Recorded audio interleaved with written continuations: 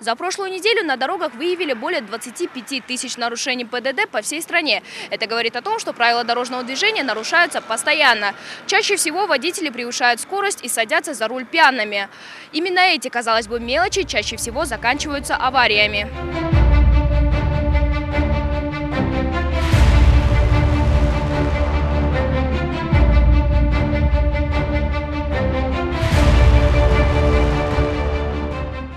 Как сообщили в ГОБДД, большая часть нарушений зафиксирована в Бишкеке. Причиной такой высокой статистики стало систематическое игнорирование водителями правил дорожного движения, а также недостаточная дисциплина на дорогах. Для профилактики ведомство на постоянной основе проводит рейды.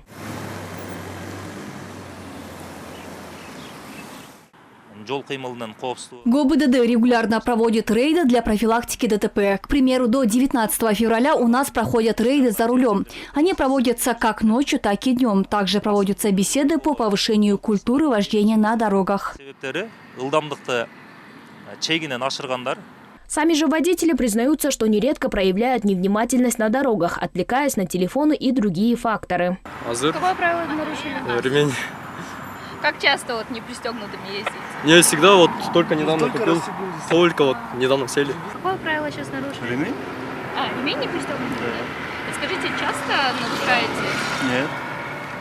А как так получилось, что сегодня не пристегнулись? О другом задумался. Высокие показатели были выявлены не только по нарушениям ПДД. На прошлой неделе в стране произошло 94 аварий, унесших жизнь 5 людей. Еще более 130 получили разные телесные повреждения. Большинство этих аварий произошло в Бишкеке. Водители, находясь в нетрезвом состоянии, превышали скорость или выходили на встречную полосу. Так, только одно нарушение правил может стоить жизни.